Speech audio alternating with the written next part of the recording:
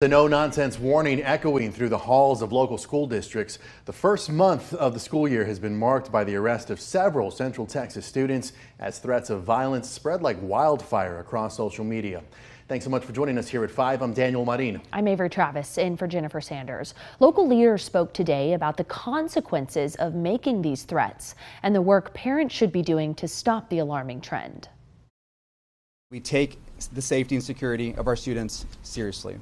Just a month into the school year, districts have sent letter after letter home to parents, telling them about threats of school shootings and students being arrested. The rash in cases sweeping across Austin, Central Texas, and the nation. Families, we need your help. It's sparking leaders from several districts and prosecutors to ask parents to talk to their kids about the danger. We need parents' help to curtail this behavior, and that there are real consequences if they do not. Central Texas leaders want families to talk to their children about the risk of making those threats. Police saying they will investigate no matter how young your child is. It's not a joke. And are warning, even if you think it's a joke, that won't save you from prosecution. If you make a threat against a school, you will be found, you will be arrested, and you will be held accountable. Travis County prosecutors got 10 cases this week, and it's navigating 30 overall. As leaders ask parents to make moves,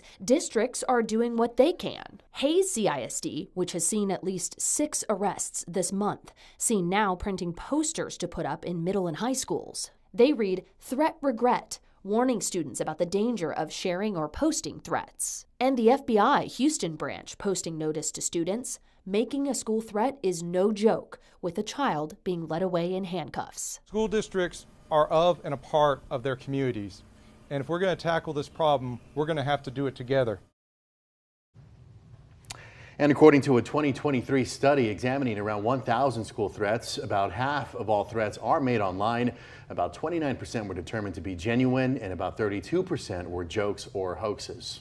Going in depth, the abrupt rise in threats led us to speak with a defense attorney to get an idea of the punishment these students may face. He says punishment for these cases, though, can be tricky since most of the perpetrators are minors.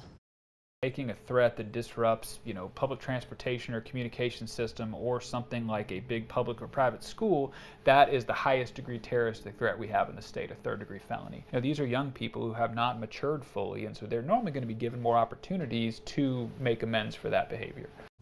Now, regardless, defense attorney Ben Gergen, who you just heard from there, believes recent school shootings have made people more vigilant in reporting concerns they may have.